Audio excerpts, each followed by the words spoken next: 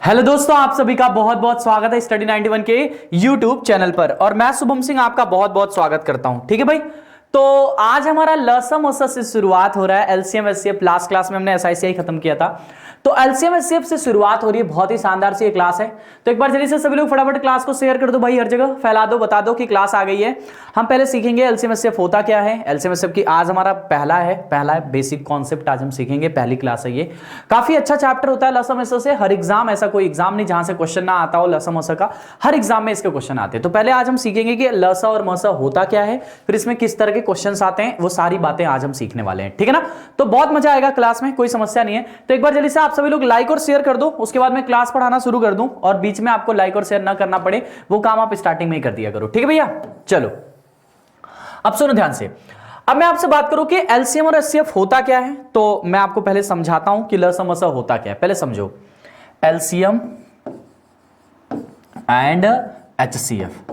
सवाल बाद में करेंगे, पहले क्वेश्चन समझते हैं। समझो, एलसीएम की अगर मैं आपसे बात करूं, एलसीएम की अगर मैं आपसे बात करूं तो लीस्ट या लोएस्ट इसको कहा जाता है, lowest common multiple, lowest common multiple, यह आपका एलसीएम होता है। और अगर एचसीएफ की बात करूं तो क्या होता है, highest common factor, highest common factor. यही लसम ओसा का मतलब फुल फॉर्म है ना। इसका मतलब अगर हिंदी में अगर देखें तो लघुत्तम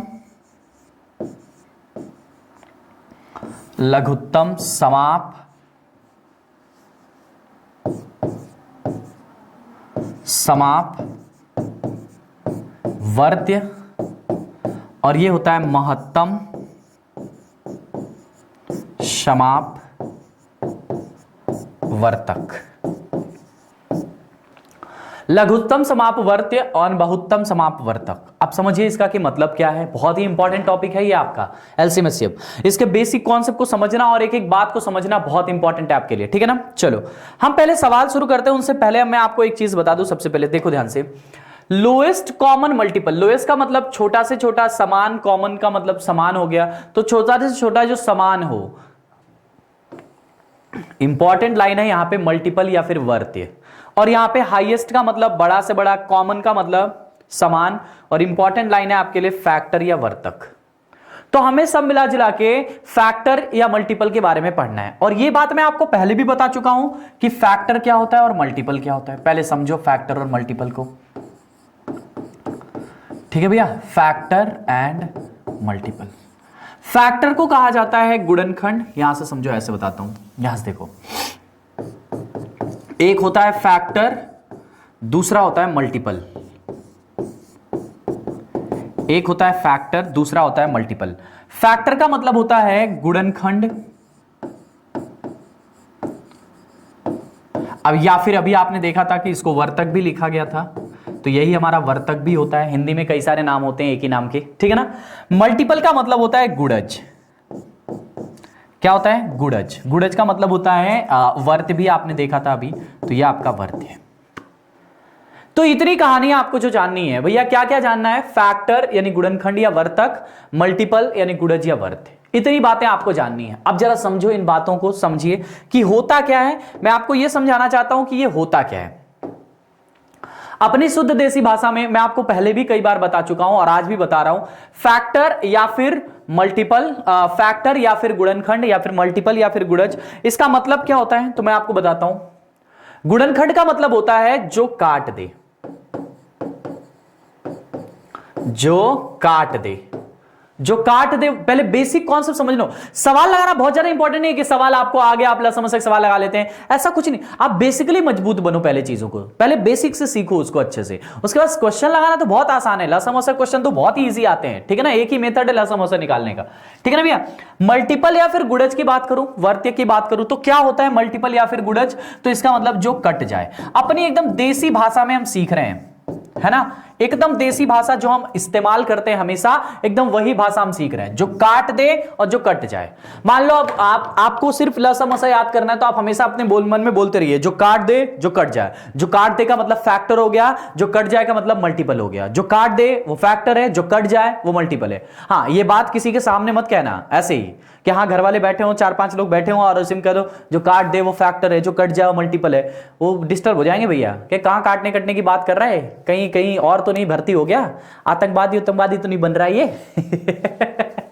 तो ये सिर्फ आप काट दे और कटने वाली बात अपने मन में रखना, ठीक है ना, वरना इसको लोग गलत भी समझ सकते हैं भाई, तुम्हारे ऊपर केस चल सकता है, ठीक है ना।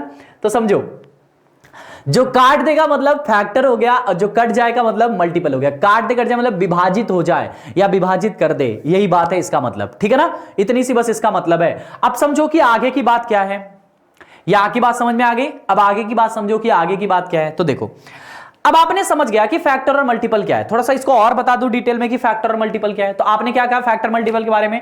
फैक्टर का मतलब जो काट दे, मल्टीपल का मतलब जो कट जाए। एकदम अपनी भाषा में आप सीख रहे हो। जैसे मान लो कि एग्जांपल मैंने दे दिया आपको 24, मैंने एक एग्जांपल नंबर आपको दे दिया 24। अब 24 को आपको बताना है कि इसका फैक्टर क्या होगा और इसका मल्टीपल क्या होगा। ये बातें आपको बतानी है यहां पे, मतलब इसका फैक्टर क्या होगा और इसका मल्टीपल क्या होगा। यही बातें आपको समझानी है कि इसका फैक्टर क्या होगा और इसका मल्टीपल क्या होगा। फैक्टर की बात करेंगे तो इसका मतलब हो गया भैया गुणनखंड, कि इसका गुणनखंड क्या होगा, ठीक है। और मल्टीपल का मतलब हो गया कि इसका गुणज क्या होगा। अच्छा, अभी कुछ देर पहले मैंने आपको बताया था इन दोनों में फर्क कि क्या होता है, कैसे होता है। तो मैंने आपको क्या बताया था? मैंने आपको बताया था मल्टीपल का मतलब होता है जो कट जाए। एकदम अपनी भाषा में जानते रहोगे तो कभी भी सवाल को गलत नहीं करोगे। और ये कॉन्सेप्ट होते हैं कुछ, इन कॉन्सेप्ट को सीखना बहुत जरूरी है। ऐसा नहीं कि सिर्फ आपको मैं सवाल करा दूं वहीं से आपका काम बन जाएगा, नहीं। पहले हम कॉन्सेप्ट सीखेंगे, उसके बाद हम क्वेश्चन करेंगे। जो काट दे, ठीक है ना। फैक्टर का मतलब जो काट दे, मल्टीपल का मतलब जो कट जाए। ये जो कट जाए वो मल्टीपल है, जो काट दे वो फैक्टर है। अब समझो, अब जैसे मान लो कि आपको लिखना है 24 का, ये लिखना है 24 का सारा लिखना है, गुणनखंड लिखना है। बताओ क्या होगा 24 का गुणनखंड? जो काट दे, जो 24 को काट देगा वो उसका गुणनखंड कहलाएगा। जो आवाज आ रही है? हाँ, जो 24 को काट देगा वो उसका गुणनखंड कहलाएगा। अब 24 को कौन कौन काटेगा आप बताओ? एक तो 1 काट देगा, फिर 2 काट देगा, फिर 3 काट देगा, 4 काट देगा, 5 काट देगा। हाँ, 5 कैसे काटेगा? 5 24 को काटेगा? नहीं काटेगा। 6 काट देगा, 8 काट देगा, 12 काट देगा और खुद 24 काट देगा, ठीक है ना। तो इतने नंबर हैं जो इसको काट देंगे, जो यहां पे लिखे हुए हैं। 1 2 3 4 6 8 12 24, इतने नंबर हैं जो इसको काट देंगे। अब मल्टीपल का मतलब क्या हो गया? जो कट जाए, जो भी 24 से कट जाएगा। जैसे 24 से 24 खुद कट जाएगा, 24 दूनी के 48 कट जाएगा, 24 तिहाई 72 कट जाएगा। कल को आपने मान लो 24 में 1000 का गुणा किया तो 24,000 कट जाएगा। 24 में मान लो आपने लाख का गुणा किया तो 24 करोड़ कट जाएगा। 24 में मान लो किसी हीरोइन का गुणा किया तो 24 हीरोइन कट जाएगी। बात समझ में ना? तो जिसका भी गुणा 24 में कर दोगे वो कट जाएगा इसके साथ। बात समझ में आ रही कि नहीं? तो इसका मतलब जो कट जाए, मतलब जो 24 से कट जाएगा वो उसका मल्टीपल कहलाएगा, और जो 24 को काट देगा वो उसका क्या कहलाएगा? क्या कहलाएगा? जो 24 को काट देगा वो उसका फैक्टर कहलाएगा। यही कहानी हमें सीखनी है। अब जैसे समझो इस बात को, जो गुणनखंडों की संख्या होती है ना वो निश्चित होती है। जो गुणनखंडों की संख्या होती है वो निश्चित होती है, इसीलिए हमसे गुणनखंड भी पूछ लिया जाता है, जो मैंने आपको नंबर सिस्टम में पढ़ाया है। तो गुणनखंडों की संख्या है 1 2 3 4 5 6 7 8। जैसे आपको 24 के गुणनखंड बताने हैं तो आपने कहा सर इसके 8 गुणनखंड होते हैं। कितने गुणनखंड होते हैं? 8 गुणनखंड। तो 24 के 8 गुणनखंड है, ये निश्चित है। लेकिन गुणजों की संख्या देखो, ये अभी 24 में अनंत का गुणा करो तो अनंत बन जाएगा। इसका मतलब इनके अनंत गुणनखंड होते हैं। कितने होते हैं? अनंत गुणनखंड होते हैं भैया। 24 के अनंत गुणनखंड होंगे और 24 के गुणजों की संख्या सॉरी 24 के गुणजों की संख्या जो होगी वो अनंत होगी और 24 के गुणनखंडों की संख्या एक निश्चित होगी जो कि 8 है। किसी भी संख्या के, मैं सिर्फ 24 की बात नहीं कर रहा हूं, अगर मैं आपसे किसी भी मतलब किसी भी संख्या के बारे में बात करूं, तो किसी भी संख्या में जो उनके गुणजों की संख्या होती है वो हमेशा अनंत होती है और जो गुणनखंडों की संख्या होती है वो निश्चित होती है। यह बात आपको जानते रहना है, ठीक है ना। अब हमें चलते हैं कि भैया अभी तक हमने लॉसम नहीं सीखा, अभी तक हमने सिर्फ फैक्टर और मल्टीपल के बारे में जाना है। अब हमें एलसीएम और एचसीएफ के बारे में जानना है। सीखो, देखो एलसीएम का मतलब होता है लघुत्तम समापवर्तक, एचसीएफ का मतलब होता है महत्तम समापवर्तक। अच्छा, मल्टीपल हो गया, मल्टीपल का मतलब जो कट जाए, यानी कि इसका मतलब, इसका जो डेफिनेशन बना, छोटा से छोटा नंबर, छोटा से छोटा नंबर जो कट जाए। डायरेक्टली आप ये बना दो इसकी डेफिनेशन, छोटा से छोटा नंबर जो कट जाए उसको क्या कहेंगे? मल्टीपल कहेंगे। और फैक्टर का मतलब, एचसीएफ का मतलब क्या हो गया? बड़ा से बड़ा नंबर, बड़ा से बड़ा नंबर जो काट दे। बन गया डेफिनेशन इसका, ठीक है ना भैया। फैक्टर का मतलब होता है जो काट दे, और हाईएस्ट कॉमन का मतलब बड़ा से बड़ा नंबर जो काट दे। तो बड़ा से बड़ा नंबर जो काट देगा वो इसका क्या कहलाएगा? एचसीएफ कहलाएगा। और छोटा से छोटा नंबर जो कट जाएगा वो उसका लसप कहलाएगा। लसप इसको कहा जाता है लसप, और इसको कहा जाता है मसप, ठीक है ना। तो ये लसम आपके सामने दिख रहा है। तो छोटा से छोटा नंबर जो कट जाए वो लसप कहलाता है, बड़ा से बड़ा नंबर जो काट दे वो मसप कहलाता है। तो इतनी बातें आपको जाननी है लस और मस के बारे में, ठीक है ना। इतनी बातें आपको एलसीएम और एचसीएफ के बारे में जान के रखनी है भैया। अब मुद्दा यह है कि लसम मसम निकाले कैसे। जैसे मान लो, पहले कॉन्सेप्ट तो समझ लो, एक चीज और जान लो। आपने क्या कहा? लोएस्ट कॉमन मल्टीपल या फिर highest common factor. Common word है, और कॉमन वर्ड कभी भी सिंगल आदमी के लिए नहीं होता। जैसे मान लो मैं कहूं कि मेरे में क्या कॉमन है, अरे किससे कॉमन है? किससे? कोई तो होना चाहिए ना जिससे आप कहोगे कि मेरे में कुछ कॉमन है। आपसे मैं कहूं कि आप में बताओ क्या कॉमन है, तो आपका कंपैरिजन किसी से होना चाहिए, तभी तो आप अपने आप को कॉमन बताओगे। उभयनिष्ठ जो चीज होती है वो कभी भी दो या दो से अधिक चीजों के बीच में होती है। तो LCM and HCF are never isolated. लसा और मसा कभी भी किसी एक संख्या का निकाला नहीं जा सकता। लसा और मसा निकालने के लिए हमेशा हमेशा हमेशा दो या दो से अधिक संख्याओं की जरूरत पड़ती है। लसा या मसा कभी भी एक संख्या का नहीं निकाला जा सकता। अगर आपको एलसीएम या एचसीएफ निकालना है तो कम से कम दो या दो से अधिक संख्याओं का होना जरूरी है। Cause LCM and HCF are never isolated. लसा मसा कभी भी एक संख्या का नहीं ज्ञात किया जा सकता। अगर मान लो तुमसे कोई कह दे कि बताओ 12 का लसा क्या होगा, आंसर बाद में बताना, कहना बेवकूफ हो तुम। 12 का लसा नहीं निकाला जा सकता क्योंकि लसा निकालने के लिए दो संख्याओं की आवश्यकता होगी। इस बात को जान लो। तो लसा मसा के लिए हमेशा दो संख्याओं की आवश्यकता होती है। जैसे मान लो हमने एक एग्जांपल ले लिया 12 और 8। अब इसका हम लसा मसा निकालना चाहते हैं। इसका क्या निकालना चाहते हैं? एलसीएम और एचसीएफ दोनों हम निकालना चाहते हैं। तो कैसे निकालें? Let's see. हमें निकालना है इसका लसा मसा। समझो ध्यान से, 12 और 8 का लसा मसा। लसा मसा के लिए आपको इनका ढूंढना पड़ेगा common factor, common factors and common multiples. ये चीजें आपको ढूंढनी है, common factors and common multiples. Common factors and common multiples ये आपको ढूंढना है। लेट्स सी, एग्जांपल के साथ देखते हैं। जैसे सपोज करो आपको 12 और 8 का कॉमन फैक्टर्स ढूंढना है। अब समझो मेरी बात को ध्यान से। कॉमन फैक्टर का मतलब जो 12 को भी काट दे, जो 8 को भी काट दे। काट दे, काट दे, मेरे मुंह से निकला काट दे, यानी आपको आपके भी मुंह से निकलना चाहिए काट दे। तो जो 12 को भी काट दे, जो 8 को भी काट दे, वही इसका लसा होगा। वो इसका फैक्टर होगा। तो देखो, जैसे मान लो हमने ले लिया 8 से तो कटेगा लेकिन 12 से नहीं कटेगा। हमने ले लिया एग्जांपल 12 से तो कटेगा लेकिन 8 से नहीं कटेगा।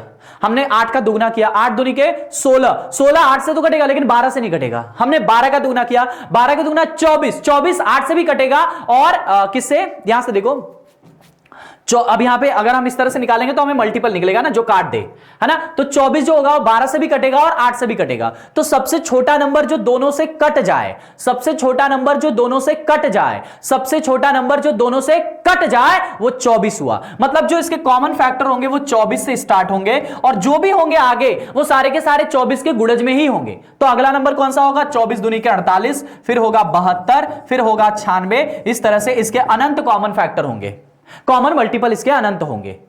उभयनिष्ठ गुणजों की संख्या इसमें अनंत होगी। वैसे ही उभयनिष्ठ फैक्टर कौन से? ऐसे फैक्टर का मतलब जो काट दे, जो 12 को भी काट दे और 8 को भी काट दे, वो इसके कॉमन फैक्टर कहलाएंगे। अब चलो बताओ 12 को कौन कौन काटेगा? आप बताओ 12 और 8 को, एक तो सबको काटेगा तो एक 12 को भी काट देगा, एक 8 को भी काट देगा। 2 की बात करूं तो 2 12 को भी काट देगा, 2 8 को भी काट देगा। कॉमन बताना जो दोनों को काटे। 3 की बात करो तो 3 12 को काटेगा लेकिन 3 8 को नहीं काटेगा, तो 3 को नहीं लिख सकते। 4 12 को भी काट देगा, 8 को भी काट देगा, तो 4 लिखेंगे। 6 12 को काट देगा, 8 को नहीं काटेगा। 8 8 को काट देगा, 12 को नहीं काटेगा। 12 12 को काट देगा, 8 को नहीं काटेगा। बस इससे बड़ा नहीं हो सकता।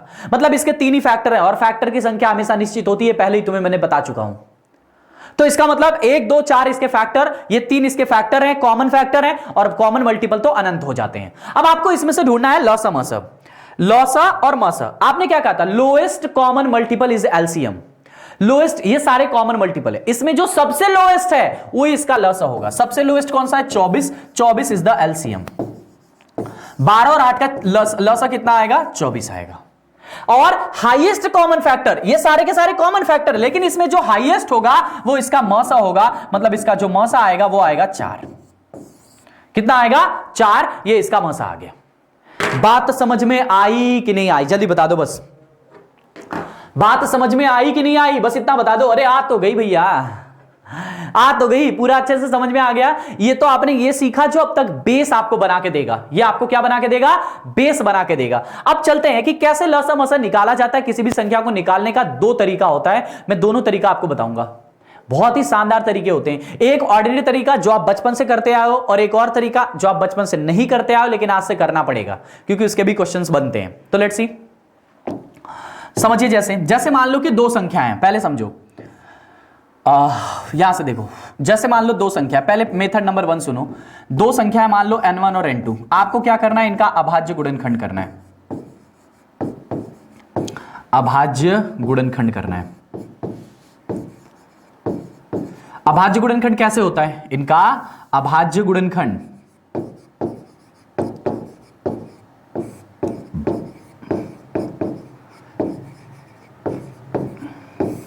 अभाज्य गुणनखंड करना है। अब अभाज्य गुणनखंड कैसे करना है समझो ध्यान से। जैसे मान लो आपने कोई भी नंबर ले लिया, 2 की पावर 3 कर दिया, 5 की पावर 1 कर दिया, ऐसे आगे ये सारे अभाज्य गुणनखंड आपको करना मैंने सिखाया है। वैसे इसका भी 2 की पावर 2 कर दिया, 5 की पावर 3 कर दिया, 3 की पावर 2 कर दिया, और ऐसे इसका भी दोनों का अभाज्य गुणनखंड करने के बाद आपको अगर एलसीएम चाहिए तो आपको एक लाइन याद रखनी होगी, चाहे कॉमन हो या न हो मैक्स पावर, चाहे कॉमन हो या ना हो मैक्स पावर, ठीक है। और एलसीएम एचसीएफ के लिए क्या याद रखना है? Only common number. पहले समझो, अभी आपको लगेगा कि ये तो सर बड़ा गजब सा है, क्यों इसको याद करें, एकदम आसान तरीका है। भाई सही बात है भैया, एकदम आसान तरीका है, ठीक है ना। लेकिन इसको भी जानते रहो क्योंकि इससे भी सवाल बनते हैं। अभी आपको आगे सवाल में कराऊंगा तो आपको पता चलेगा इसका यूज, ठीक है ना। बस जानते रहिए, मैं नहीं कह रहा हूं कि इसी का इस्तेमाल करो। ये मेथड नंबर 1 है। ये क्या है? मेथड नंबर 1 है, ठीक है ना। मेथड नंबर 1 है ये। क्या करना है? अगर 2 या 2 से जितनी भी अधिक संख्या है, पहली बात तो लसमसा 2 या 2 से अधिक संख्याओं का निकलता है, तो 2 या 2 से अधिक जितनी भी संख्याएं दी हैं सबसे पहले उनका अभाज्य गुणनखंड कर दीजिए। आपने कर दिया। उसके बाद अगर आपको लसप चाहिए, अगर आपको एलसीएम चाहिए, तो आपको क्या करना है? ये लाइन याद रखनी है, चाहे कॉमन हो या ना हो मैक्स पावर, चाहे कॉमन हो या ना हो उनकी मैक्सिमम पावर लेना है। और मसा के लिए याद रखना है कि only common number minimum power, ये मसा के लिए याद रखना है, ठीक है भैया। ये 2 लाइन आपको लसा मसा में बहुत ही कारगर सिद्ध होंगी। जैसे मान लो हमने एग्जांपल ले लिया कि 12 और 8 का ही मान लो ले लिया, 12 और 8। अब हमें इसका निकालना है लसा और मसा। तो देखो पहले मेथड नंबर 1 से बताता हूं। इनका कॉमन फैक्टर करो, इनका अभाज्य गुणनखंड करो, प्राइम फैक्टराइजेशन करो। तो इसको क्या लिखेंगे? 2 का स्क्वायर गुणे में 3। इसको क्या लिखेंगे? 2 की पावर 3, इस तरह से लिख देंगे। अब इसका एलसीएम मैंने क्या कहा था? अच्छा ये कैसे लिखे हैं ये आपको पता है, ऐसे लिखे। 12 था तो 2 से काटा तो 6 आया, 2 से काटा तो 3 आया, 3 से काटा तो 1 आया, तो 2 2 बार आया, इसलिए 2 का स्क्वायर गुणे 3। और 8 था तो 8 को इस तरह से किया, 2 को 2 से काटा तो 4 आया, 2 से काटा तो 2 आया, 2 से काटा तो 1 आया, जब तक 1 ना आ जाए, 2 की पावर 3 इस तरह से, ठीक है ना। इस तरह से आपने अभाज्य गुणनखंड किया। अब इसका एलसीएम चाहिए तो आप क्या करेंगे, चाहे कॉमन हो या ना हो, मैक्स पावर 2 की मैक्सिमम पावर है 2 की पावर 3 और इसका 3, चाहे कॉमन हो या ना हो, लेना है यानी 3 को लेना है। तो ये 8 8 3 के 24, इसका लसा आ जाएगा 24। अगर मसा चाहिए तो आपने क्या कहा था, only common number minimum power. अभी दूसरा मेथड सिखाऊंगा, पहला मेथड सिखा रहा हूं, हो सकता है कि आपको दूसरा मेथड ज्यादा अच्छा लगे, बहुत अच्छी बात है, लेकिन इसको भी जानना है, इसको भी नोटबुक में नोट कर लो, इसको भी जानना है, ठीक है ना। दूसरा मेथड क्या है, ओनली कॉमन मिनिमम पावर। बताओ कॉमन कौन है, 2 2 से कॉमन है तो 2 ही लिखना है। इसकी मिनिमम पावर क्या होगी, ये 2 का स्क्वायर है, 2 की पावर 3 है, मिनिमम पावर स्क्वायर है तो 2 का स्क्वायर, यानी इसका जो मौसा आएगा वो 4 आ जाएगा। इसका जो मौसा आएगा वो कितना आ जाएगा, 4 आ जाएगा भैया। तो आपने मौसा निकाल लिया 4। अब मेथड नंबर 2 सुनो, जो लसा मौसा बहुत आसानी से निकल जाएगा। यहां से देखो 12 है और 8 है, इसको हम ऐसे करते आए बचपन से, 2 से काट दिया, 3 से, 2 से, फिर 2 से काट दिया, ये 3 नहीं कटा, ये एक बार में, फिर ये 3 से कट गया, ये एक बार में, एक बार में। समझो, सॉरी। एलसीएम निकालना तो बहुत ही आसान है, क्या करना है, सबका गुणा कर दो, 2 दूनी 4 दूनी के 8 8 3 के 24, तो इसका लसा आ गया 24। कितना आ गया, 24। मौसा बताना है, यहीं से बता सकते हैं अगर दिमाग लगाओगे तो।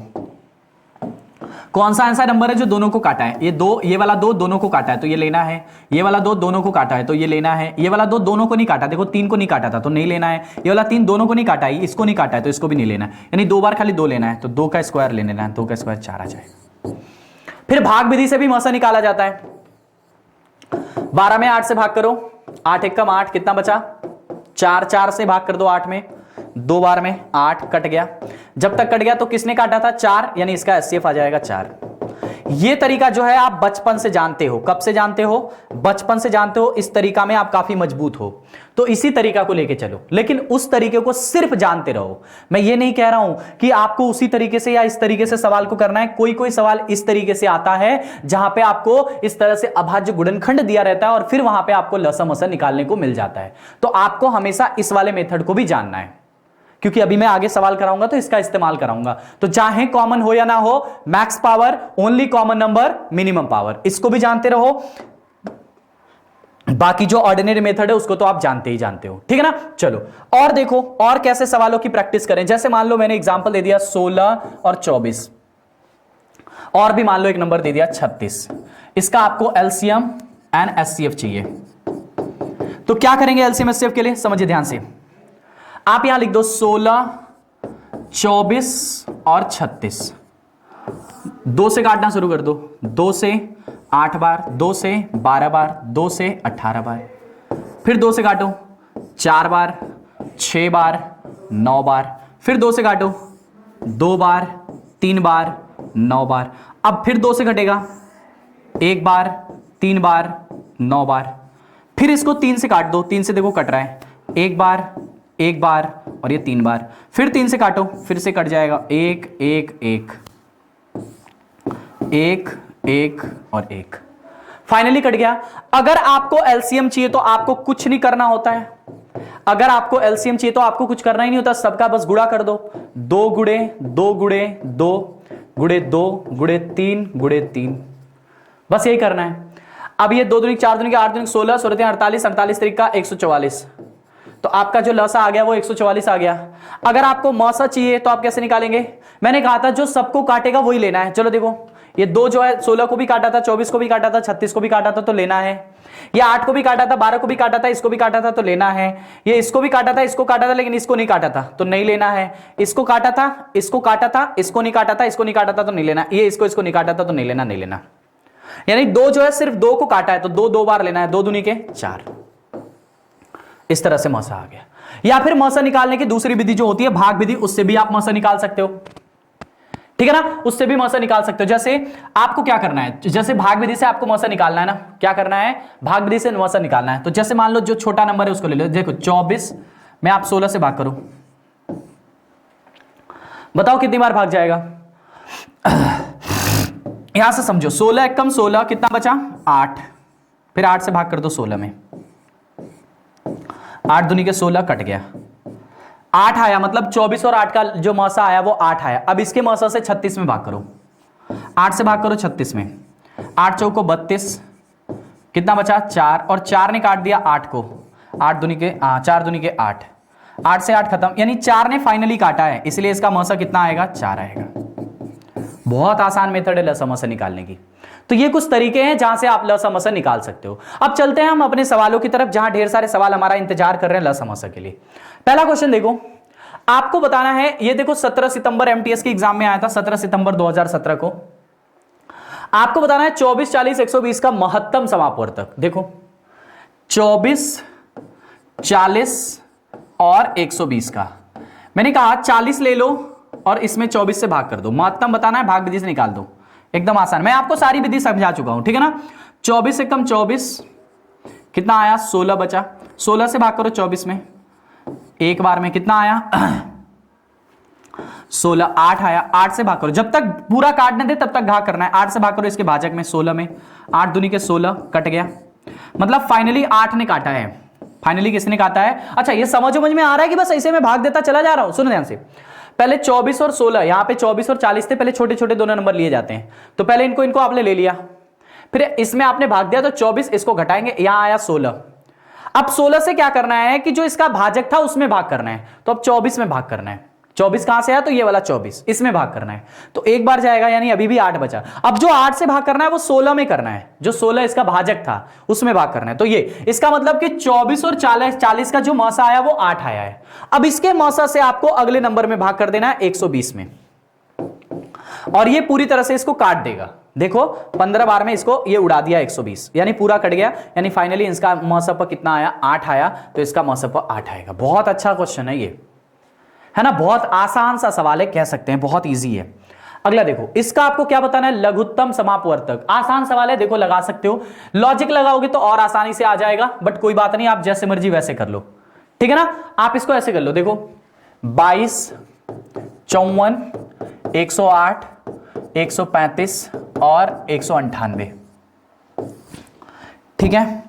यहां समझो, 2 से काटना शुरू करो, 11, 27, 5, 4, ये कटेगा नहीं, 135, ये कटेगा 9, 9, फिर अभी भी 2 से कट रहा है, तो 2 से काट दो, 11 कटेगा नहीं, 27 कटेगा नहीं, 54 कटेगा 27 बार में, 135 कटेगा नहीं और 99 कटेगा नहीं। अब 2 की कहानी खत्म, अब इसको 3 से काटो, 3 से 11 कटेगा नहीं, 22 कटेगा 9 बार में, ये भी कटेगा 9 बार में, ये भी कट जाएगा 4 बार में, 5 बार में, और ये भी कट जाएगा 33 बार में। फिर 3 से काटो, 11 कटेगा नहीं, 9 कटेगा 3 बार में, ये 9 कटेगा 3 बार में, ये 45 कटेगा 15 बार में, और ये कटेगा 11 बार में। फिर 3 से काटो, ये इसको काटेगा 11 बार में, नहीं कटा, ये 1 बार में, ये 1 बार में, ये 5 बार में, और ये 11 बार में। अब हमारा 3 से कटने वाला कुछ है नहीं, तो अभी 11 से काटो, नहीं अभी 5 है तो 5 से काट दो, 11 कटेगा नहीं, 1 कटेगा नहीं, 1 कटेगा नहीं, 5 एकम 5 और ये 11, अब 11 से काट दो, तो 1 आ गया यहाँ पे, और ये भी 1 आ गया, ये भी 1 आ गया, ये भी 1 आ गया, और ये भी 1 आ गया। जब सब 1 आ जाए तो बस स्टॉप हो जाओ। अब आपको लसा निकालना है, बस इन्हीं का गुणा कर देना है। एलसीएम का नंबर मतलब सारे नंबर्स का गुणा, तो 2 गुणे 2 गुणे 3 गुणे 3 गुणे 3 गुणे 5 गुणे 11, 4 4 नवा 36, 36 तरीका 108 तरीका, यहां से देखो 5 15 45, 2 दूनी के 4, 4 12, यही ना, 5 15, 15 45, देखो कितना आया, 5 15, 15 45, 2 दूनी के 4, 4 12, 12 और 45, 12 गुणे 11 गुणे 45, ठीक है ना। अब 12 पचे 60 को 0, अब 12 चौक 48, 48 6 54 गुणे में 11, 11 जोड़े 0, 11 चौक 44, 11 पचे 55 4 59, तो 5940 इज द राइट आंसर। 5940 है, तो आंसर में नहीं आया, 11 जोड़े 0, 5940 आएगा यहाँ पे, 5941 नहीं 5940 आएगा, ये इसका राइट आंसर बना, ठीक है भैया। तो 5940 इज द राइट आंसर। बहुत ही अच्छा क्वेश्चन था ये भी, ठीक है। ऐसे क्वेश्चन आपके एग्जाम में आते हैं, तो be ready for that.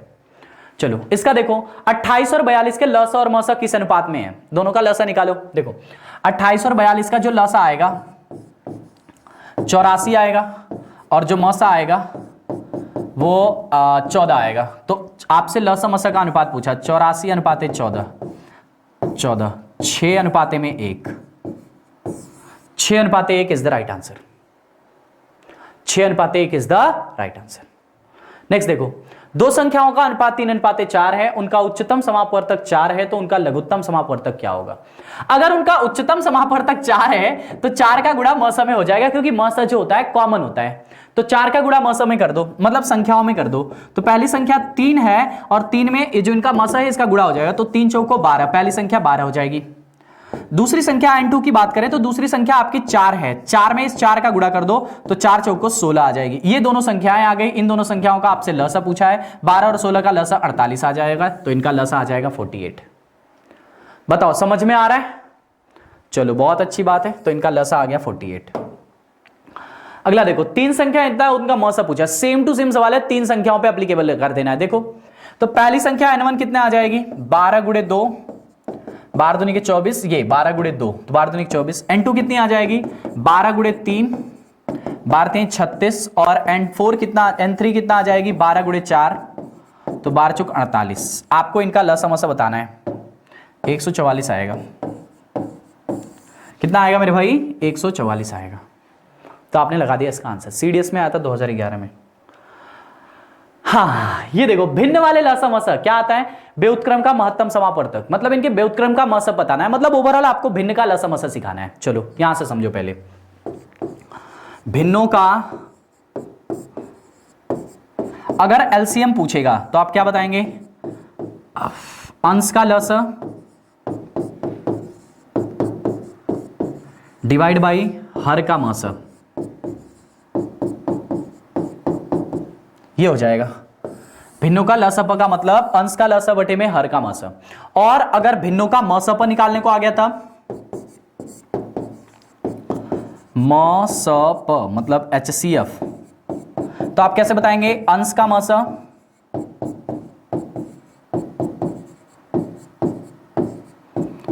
Divide by her का लसा। इस तरह से आपको बताना होता है भिन्नों का लसा मसा। अगर मान लो आपको लसा पूछा है भिन्न का, तो आप क्या बताएंगे? अंश का लसा बटे हर का मसा। और अगर मान लो आपको हर का मसा पूछा है, अगर भिन्न का मसा पूछा है तो अंश का मसा बटे में हर का लसा। ठीक है ना भाई? बात समझ में आ रही है? देखो, भिन्न का अगर लसा पूछा है तो अंश का लसा बटे में हर का मसा, ठीक है। और अगर भिन्न का मसा पूछा है तो अंश का मसा बटे हर का लसा। अब देखो मेरी तबीयत सही नहीं लग रही है, ठीक है ना, तो मैं आज क्लास को यहीं स्टॉप कर देता हूं 6 नंबर के बाद। इसके बाद और भी इसमें सवाल हैं, ठीक है भैया, और भी इसमें सवाल हैं, ठीक है ना। तो इसको मैं बता दूंगा अगली क्लास में, ठीक है, मतलब जब नेक्स्ट क्लास लेके आऊंगा तब मैं आपको बता दूंगा। तो आज मेरा 6 नंबर तक है, भिन्नों का लसा मसा आपको सिखाना है, ठीक है ना भाई। भिन्नों का लसा मसा आपको सिखाना है, वहां के बाद जो एलसीएम की पार्ट 2 आएगी उसमें सिखा दूंगा, ठीक है। तबीयत सही नहीं लग रही इसलिए क्लास को स्टॉप कर रहा हूं, ठीक है। चलिए ठीक है, बहुत खांसी आ रही है, पता नहीं क्यों अजीब सा लग रहा है, सफोकेशन जैसा लग रहा है, मतलब अच्छा गुड फील नहीं हो रहा है। और जब तक गुड फील नहीं होगा तब तक मजा नहीं आता यार क्लास लेने में, समझ रहे हो ना। चलो ठीक है भाई, मिलते हैं। लसा मसा का आज आपने सिर्फ कॉन्सेप्ट सीखा, मिलते हैं अपनी अगली क्लास में, ठीक है। स्वस्थ रहिए, हंसते रहिए, मुस्कुराते रहिए, अपना और अपनों का ख्याल रखिए। क्लास को शेयर जरूर करिएगा, लाइक जरूर करिएगा, और नेक्स्ट क्लास में मिलेंगे तो अच्छी अच्छी बात करेंगे। Thank you, enjoy, love you all.